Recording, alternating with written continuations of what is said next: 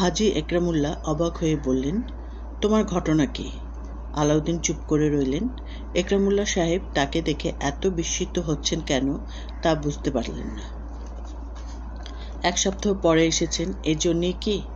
তিনি মুক্ত প্রকাশনীর পোষা লেখক, তাই বলে প্রতিদিন আসতে হবে এমন তো কথা নেই।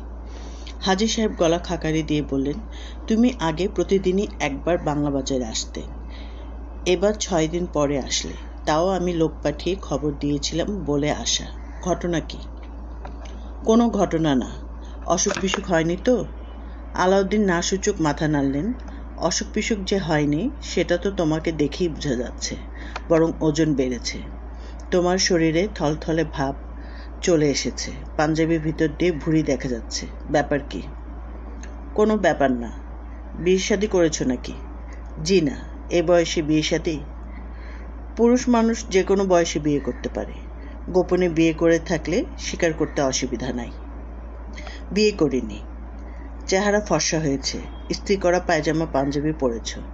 তোমাকে ইস্ত্রি করা কাপড়ে কোনোদিন দেখেছি বলে মনে পড়ে না। একটা কাজের লোক আছে, সেই কাপড় ধুয়ে দেয়, লন্ড্রি থেকে ইস্ত্রি করে আনে, রান্না বান্না করে, ভালো রান্না। কুয়েতে বাবুর্চির কাজ করেছে। বলো কি, একেবারে বিদেশি বাবুর্চি? ভালো হয়েছে। চিরকুমার লোকদের যে জিনিসটা প্রথম দরকার সেটা হলো একজন ভালো বাবুর্চি। খাওয়া দাওয়ার কষ্টটাই চিরকুমার লোকদের আসল কষ্ট। ভাত আর ডিম ভাজি কতদিন খাওয়া যায়? ঠিক বলেছেন।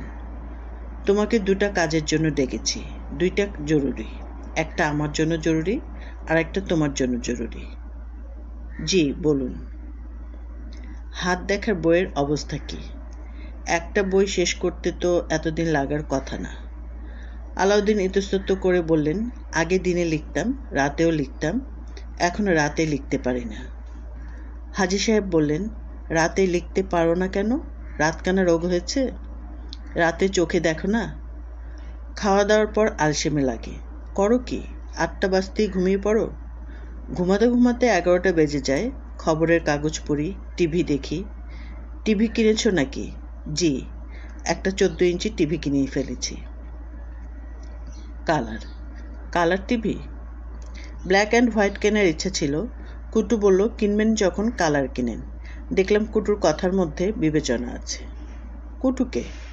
কুটু আমার বাবুর্চি। হাজী সাহেব অবাক হয়ে বললেন, তোমার বাবুর্চি এখন বলে দিচ্ছে কি কিনবে কি কিনবে না? আলাউদ্দিন মাথা নিচু করে বললেন, ওর বিবেচনা খারাপ না। বেশি বিবেচনা হওয়াটা আবার ভালো না। শেষে দেখা যাবে তোমার বইপত্র সে লিখে দিচ্ছে। যাই হোক, 7 দিন সময়, এর মধ্যে বই শেষ করবে। আজ বুধবার, আরেক বুধবারে পাণ্ডুলিপি নিয়ে চলে আসবে। জি আচ্ছা, এখন উঠি। হাজী সাহেব বললেন, তুমি এসেই যাই করছো কেন? লক্ষ্য করেছি এর মধ্যে 3-4 বার ঘড়ি দেখেছ। চুপচাপ বসো, দুপুরের খাওয়া দাওয়া করে তারপর যাবে। মোরগ পোলাও আনতে বলেছি, মোরগ পোলাও খেয়ে তারপর যাবে। অসুবিধা আছে? জি না। উসখুস করছো কেন? বারবার পকেটে হাত দিচ্ছ। পকেটে কি, পিস্তল নাকি? চাঁদাবাজারে পিস্তল নিয়ে যখন আসে বারবার পকেটে হাত দেয়।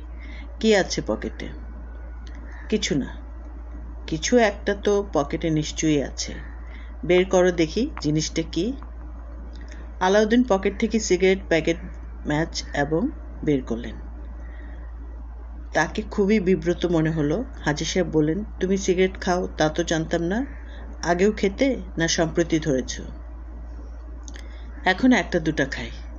খাও, ভালো কথা, এত লজ্জা পাচ্ছ কেন? ধরো একটা সিগারেট। উসখুস করার কারণ এখন স্পষ্ট হলো। নেশাখোররা সময় মতো নেশা করতে না পারলে উসখুস করে। ধরো একটা সিগারেট। থাকবে কেন? খাও। নেশার জিনিস সময় মতো না খেলে মেজাজ খারাপ হয়। আমি চাই না আমার সামনে মেজাজ খারাপ করে কেউ বসে থাকবে। দেখি, আমাকে একটা সিগারেট দাও। তোমার সামনে ধরিয়ে তোমার লজ্জা ভেঙে দিই। আমি যে সিগারেট একেবারে খাই না তা না, তোমার ভাবির সঙ্গে ঝগড়া হলে খাই। হাজী সাহেব সিগারেট ধরালেন, আলাউদ্দিনও ধরালেন, তবে তিনি খানিকটা সংকুচিত হয়ে রইলেন। কারণ তিনি একজন হাজী এবং ধর্মপ্রাণ মানুষের সঙ্গে মিথ্যা কথা বলেছেন, এই জন্যই সংকোচ। তিনি বলেছেন, 1-2টা খাই। ঘটনা সেই রকম না। গত কয়েকদিন হলো প্রচুর সিগারেট খাচ্ছেন। বিশেষ করে রাতে খাওয়ার পর মুখে একটা পান দিয়ে যখন টিভির সামনে বসেন তখন সিগারেট খেতে বড় ভালো লাগে। টিভি দেখার ব্যবস্থাটাও কুটুমিয়া খুব আরামদায়ক করেছেন। টিভিটা বসিয়েছে লেখালেখির টেবিলে। তিনি এখন খাটে আধশোয়া অবস্থায় থেকে টিভির দিকে তাকিয়ে থাকতে পারেন। টিভিতে বিশেষ কিছু যে দেখেন তা না, সিগারেট ধরিয়ে একটা চ্যানেল দেখতে থাকেন। সিগারেট শেষ হওয়া মাত্র অন্য একটা ধরিয়ে চ্যানেল বদলে দেন। কেবল লাইন নেয়াতে এই সুবিধা হয়েছে, অনেকগুলি চ্যানেল। আলাউদ্দিন: জি। এখন আরেকটা জরুরি বিষয় নিয়ে তোমার সঙ্গে আলোচনা আছে, মন দিয়ে শুনতে হবে। জি আচ্ছা। তোমাকে আমি স্নেহ করি, এ ব্যাপারটা আশা করি তুমি জানো। জি জানি।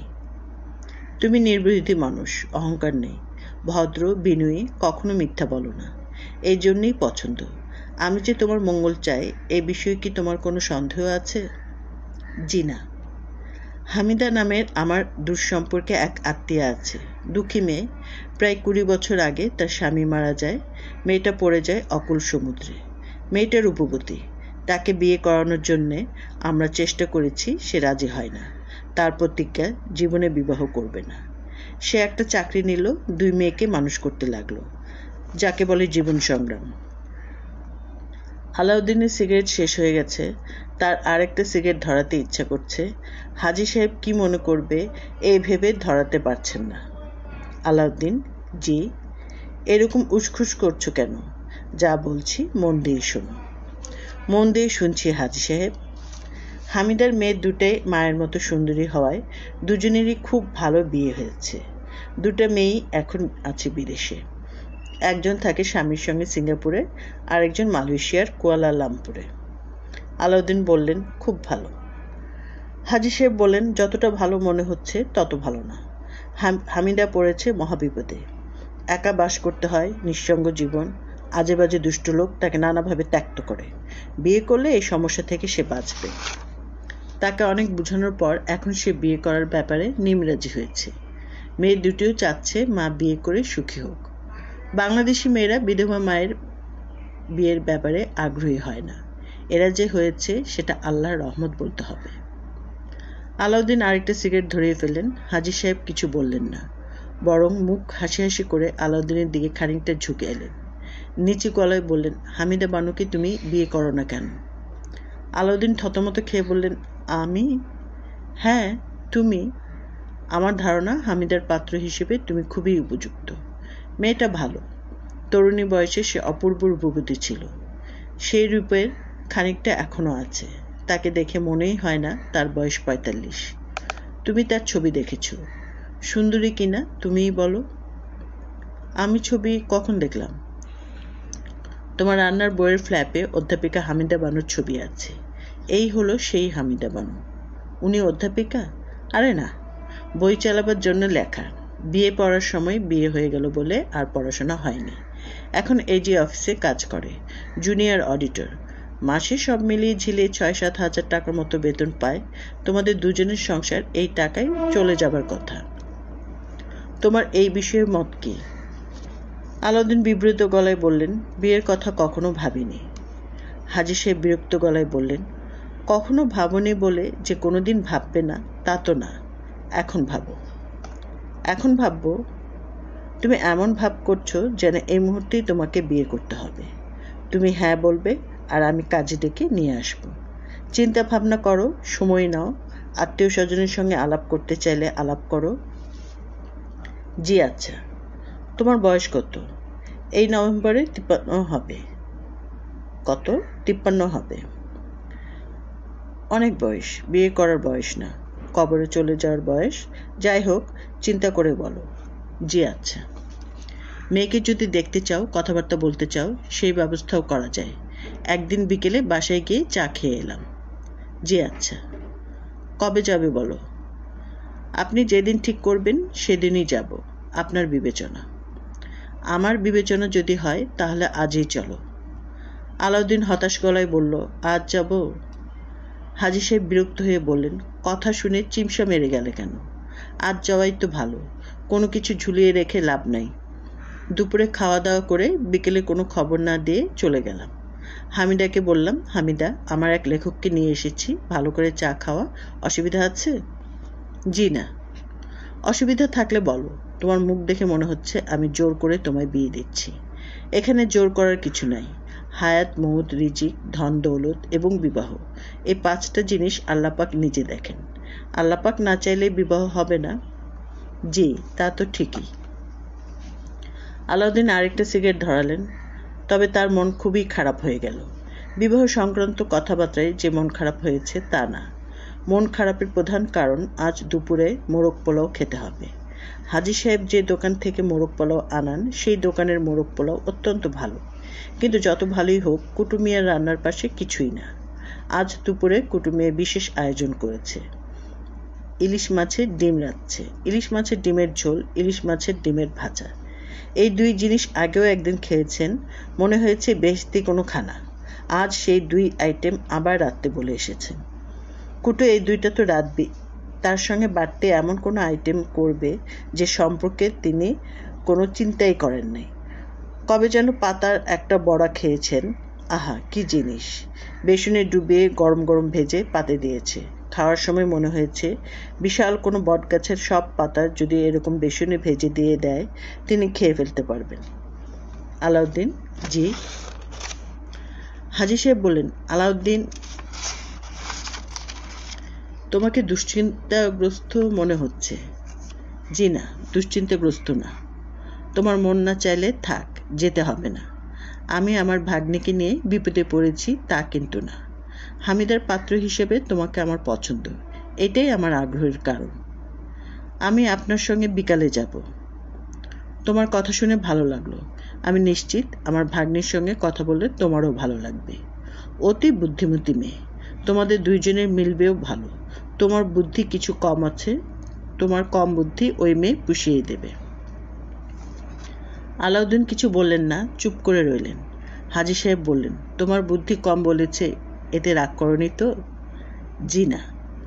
তোমাকে অত্যধিক স্নেহ করি বলেই বলেছি, স্নেহ না করলে বলতাম না। দুপুরে মোরগ পোলাও খুবই ভালো ছিল। আলাউদ্দিন তেমন মজা পেলেন না, তার মন পড়ে রইল ইলিশ মাছের ডিমে। দুপুরে খাওয়ার পর তিনি হাজী সাহেবের বইয়ের দোকানে কিছুক্ষণ ঘুমালেন। বিকেলে গেলেন হাজী সাহেবের সঙ্গে তার ভাগ্নির বাসায় চা খেতে। এই ঘটনায় তিনি যে কোনো উত্তেজনা অনুভব করলেন তা না, দায়িত্ব পালনের মতো যাওয়া। একা একা বাস করে তিনি অভ্যস্ত হয়ে গেছেন। বিয়ের মতো ঝামেলায় জড়ানো তার জন্য বিরাট বোকামি। জীবনে অনেক বোকামি তিনি করেছেন। হাজী সাহেবের মুখের দিকে তাকিয়ে এই বোকামিটাও তিনি করে ফেলবেন মনে হচ্ছে, তবে তা নিয়ে তিনি তেমন কোনো দুশ্চিন্তা বোধ করলেন না। দরজা খুলে দিল হামিদা।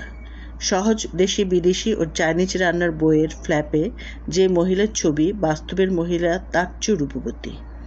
দেখে মনে হচ্ছে 25-26 বছরের মেয়ে। মহিলার 2টি মেয়ে আছে এবং দুজনেরই বিয়ে হয়ে গেছে। এই কথা কেউ বিশ্বাস করবে না। হাজী সাহেব বললেন, হামিদা, কেমন আছিস রে মা? হামিদা খুশি খুশি গলায় বলল, খুব ভালো আছি।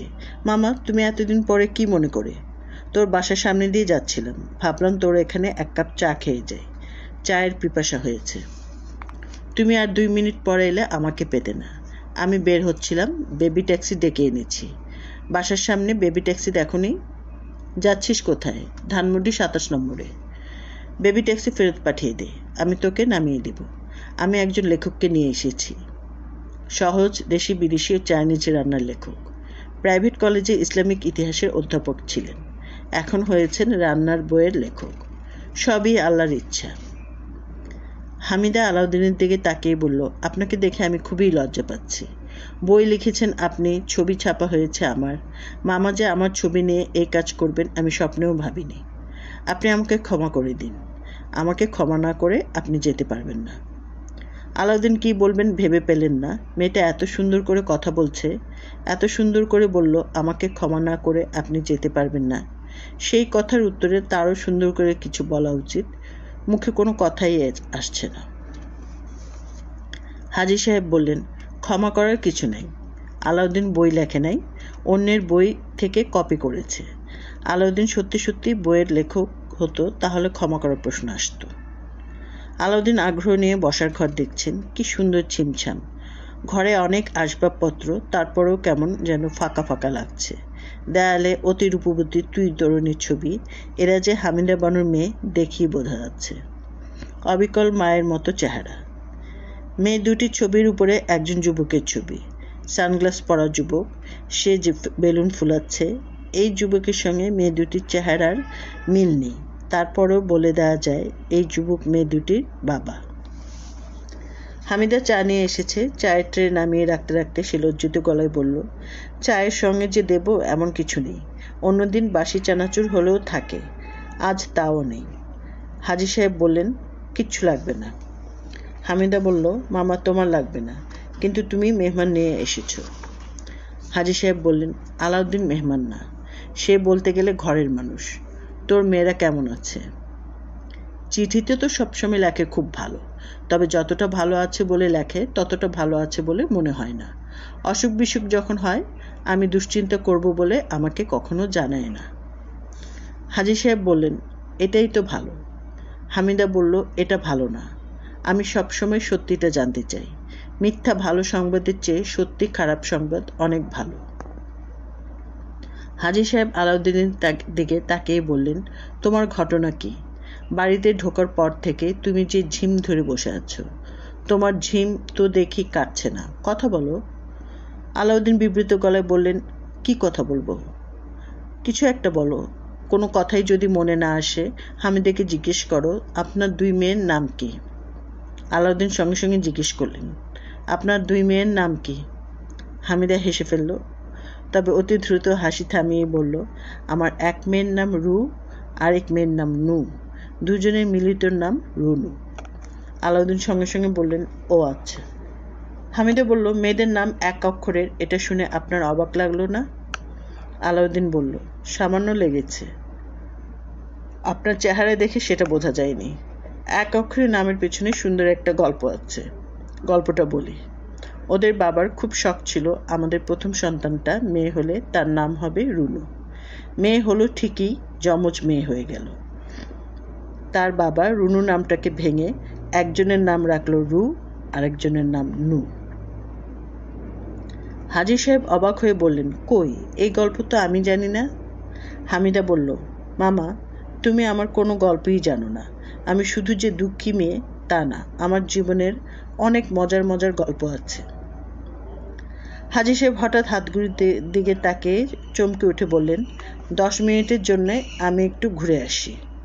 আলাউদ্দিন সঙ্গে সঙ্গে উঠে দাঁড়ালেন।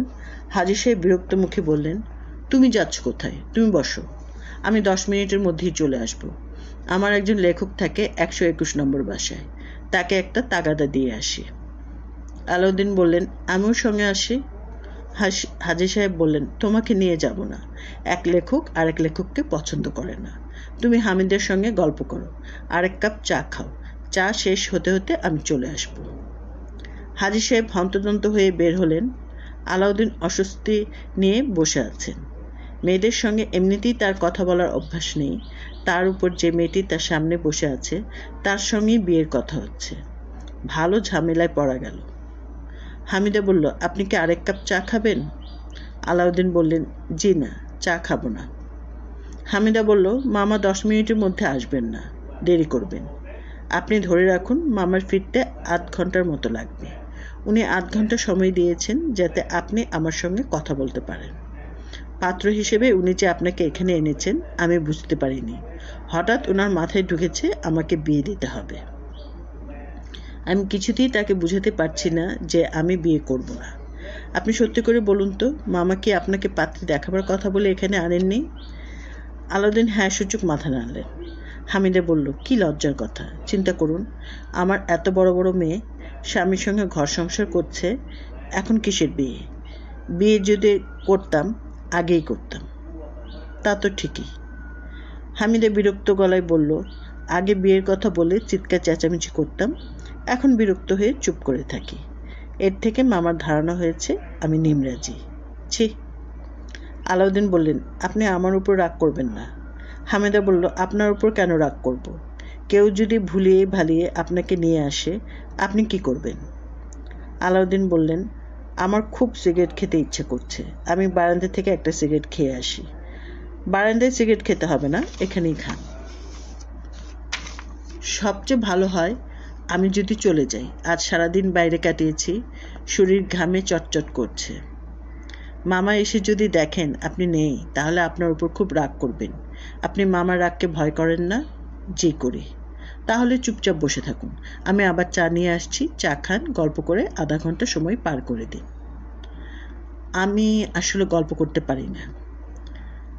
আপনার জীবনের মজার কোনো ঘটনার কথা বলুন। আলাউদ্দিন হতাশ গলায় বললেন, আমার জীবনে আসলে মজার কোনো ঘটনা ঘটেনি। কখনো ঘটেনি? জি না, ঘটতেই হবে। আমার ধারণা আপনার জীবনে প্রচুর মজার ঘটনা ঘটছে, কিন্তু আপনি বুঝতে পারছেন না। যে পোকা মিষ্টি আমের ভেতর জন্মে, সে মিষ্টি রসের ব্যাপারটা ধরতে পারে না। সে মনে করে সে তার জীবনটা রসকসহীন অবস্থায় পার করে দিচ্ছে। আলাউদ্দিন একটা সিগারেট ধরালেন। সিগারেট ধরাতে গিয়ে মনে হলো রাতে হঠাৎ ভয় পেলেন, সেই ঘটনা কি এই মহিলাকে বলা যায়? তার কাছে যে মনে হচ্ছিল কুটু তার খাটের নিচে বসে আছে। তিনি কুটুর সঙ্গে কিছু কথাও বললেন। খাটের নিচের কাগজগুলি পাওয়া গেল ছেঁড়া। এই গল্প বলাটা কি ঠিক হবে? মনে হচ্ছে ঠিক হবে না। হামিদা তার দিকে ঝুঁকে এসে বলল, বলুন শুনি। আলাউদ্দিন বলল, কি বলবো? আপনার ভাবভঙ্গি দেখে মনে হচ্ছে আপনি একটা গল্প বলার প্রস্তুতি নিচ্ছেন, আবার দ্বিধায় পড়ে গেছেন। গল্প বলাটা ঠিক হবে কিনা বুঝতে পারছেন না। দ্বিধা দূর করে গল্পটা বলুন। আলাউদ্দিন বিব্রত ভঙ্গিতে গল্প শুরু করলেন। হামিদা খুবই আগ্রহ নিয়ে গল্পটা শুনছে। এত আগ্রহ নিয়ে শোনার মতো কি গল্প? আলাউদ্দিন গল্প শেষ করলেন। হামিদা বলল, আপনি নিজে দেখলেন খাটের নিচে সব কাগজ ছেঁড়া? জি। আপনার গল্পের খুব সহজ একটা ব্যাখ্যা আছে, ব্যাখ্যাটা দিন। যদিও আপনার জীবন কেটেছে একা একা, তারপরও আপনি খুব ভীতু টাইপ মানুষ। কারণ আপনি নিজেই বলেছেন আপনি অন্ধকার সহ্য করতে পারেন না। ওই রাতে আপনি খুবই ভয় পেয়েছিলেন। অতিরিক্ত ভয় পেলে মানুষ মন গড়া জিনিস দেখে, মন গড়া জিনিস কল্পনা করে। পুরোটাই আপনার কল্পনা। আলাউদ্দিন বললেন, আমি যে দেখলাম আমার খাটের নিচে সব কাগজ ছেঁড়া। আমার ধারণা আপনি কয়েকটা ছেঁড়া কাগজ দেখেছেন। আপনার উত্তপ্ত মস্তিষ্ক সে কয়েকটা টুকরা কাগজ দেখে ভেবেছে সব কাগজ ছেঁড়া। আপনি নিশ্চয়ই সকালে ছেঁড়া কাগজের টুকরা দেখেননি, দেখেছেন? জি না, কুটু ঘর ঝাড় দিয়ে পরিষ্কার করে রাখে। আপনার বাবুর্চি কুটু মানুষটা কেমন? ভালো, খুব ভালো রান্না করে। ওর রান্না একবার খেলে অন্য কোনো কিছু আপনি মুখে দিতে পারবেন না। আজ দুপুরে তার ইলিশ মাছের ডিম রান্না করার কথা। হামিদা হাসতে হাসতে বলল, আপনি বলেছিলেন আপনি গল্প করতে পারবেন না। এতক্ষণ খুব সুন্দর গল্প করলেন। 30 মিনিট কিন্তু পার করে দিয়েছেন। মামাও চলে এসেছেন, তার পায়ের শব্দ পাচ্ছি। আপনি পাচ্ছেন না? জি না। আপনার কান তীক্ষ্ণ না, পায়ের শব্দ না পেলেও কলিং বেল বাজার শব্দ শুনবেন। হামিদা কথা শেষ হবার আগেই কলিং বেল বাজল। হামিদা দরজা খুলে দিল। হাজি সাহেব ঘরে ঢুকলেন না, তার নাকি অনেক দেরি হয়ে গেছে। হামিদার বাসা থেকে বের হয়ে হাজি সাহেব নিচু গলায় জিজ্ঞেস করলেন, আমার ভাগ্নিকে পছন্দ হয়েছে? আলাউদ্দিন সঙ্গে সঙ্গে বললেন, জি। তাহলে বিয়ের কথাবার্তা শুরু করি। কথাবার্তার অবশ্য তেমন কিছু নেইও। হামিদার যদি তোমাকে পছন্দ হয়, তাহলে আগামীকালও বিয়ে হতে পারে। তোমার কি আত্মীয় স্বজন কারোর সঙ্গে কথা বলার দরকার আছে? আলাউদ্দিন জবাব দিলেন, না।